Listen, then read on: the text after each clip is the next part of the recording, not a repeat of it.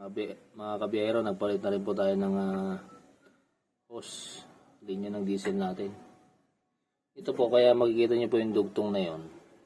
Dito po yung sa tangke, malaki. Tapos dun sa tubo sa chassis, papunta dun sa fuel pump maliit. Kaya malaki sa maliit po yan. Kaya may dugtong na ganyan. Nagpalit na rin po tayo. Kasi medyo ko na po yung mga hose na dati.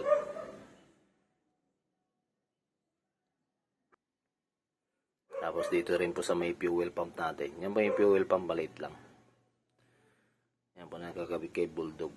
Ang model ng 4JJ1 na galing Japan. Makikita nyo po yan. Nakaiga dyan si Pogi po yan. Kinakabit pa nyo yung oil filter.